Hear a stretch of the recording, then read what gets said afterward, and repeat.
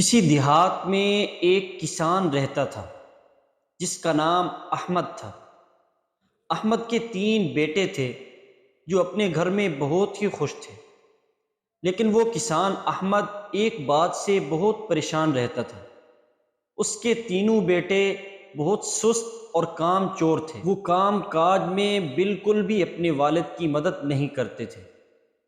آخر سوچنے کے بعد کسان کے ذہن میں ایک ترکیب آئی۔ اس نے اپنے تینوں بیٹوں کو اپنے پاس بلایا اور کہا، پیارے بیٹو، ہماری زمین کے اندر خزانہ چھپا ہوا ہے اور میں چاہتا ہوں کہ وہ خزانہ نکالوں، لیکن میں اب بوڑھا ہو گیا ہوں، میں کام نہیں کر سکتا، اس لیے اگر آپ میرے ساتھ دیں تو ہم مل کر یہ کام کریں۔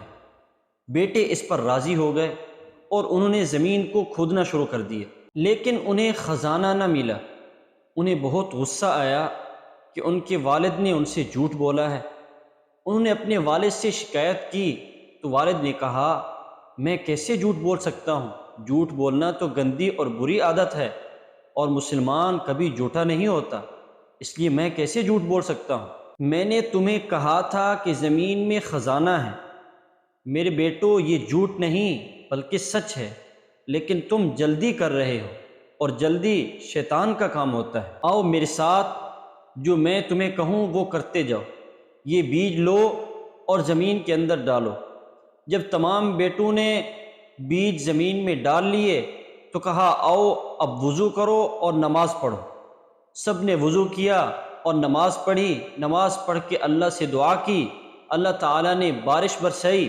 بارش کے چند ہی دنوں بعد زمین میں پودے اگنا شروع ہو گئے۔ تو کسان نے اپنے بیٹوں سے کہا، یہ ہے وہ خزانہ جس کا میں نے تمہیں کہا تھا کہ جو شخص محنت کرتا ہے اللہ تعالیٰ اس کو اس کا پھل ضرور دیتا ہے۔